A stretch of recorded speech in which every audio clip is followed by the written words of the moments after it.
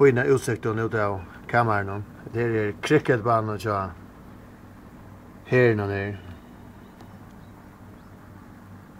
Garrison. No, men det är väl cricket så då så. Paul, klockan är inte nutje då för sånt nu, va? Det tror jag att om för att det är som färger till eller tror inte det är nu som färger till Singapore. Och här är timmar månad för jag på så Alltså Singapore är 6 timmar framöver. ja. Ja. Så jag vill ju spekla att skifta mina biologiska klock. Kvoi? För omgångar jetlag. Kvart är jetlag. Hur långa tid kommer det ut? Hur långa tid brukar man på i det?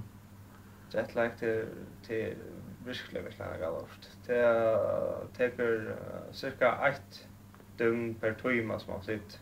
Det säger det. En vecka. Ja, så hvis jeg får brukt några dagar nu på att skifta en timme eller att några en 30 timmar så spär ju det 30 dagar som vi kan tjäna ordentligt i Singapore. Snällt. Det är väl så på morgon. Varför? Kan jag just ta? Jag fanns passerat till rock. Jag var så cirka upp klockan 6 om morgonen och det var för lite att då halvtid kvar sån. Ja. Och vad så tjän?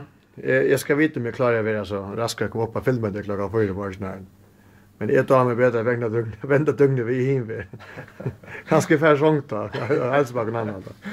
Ja, träning är klockan 6 och nu har jag inte vant det. God natt. Får inte gå natt.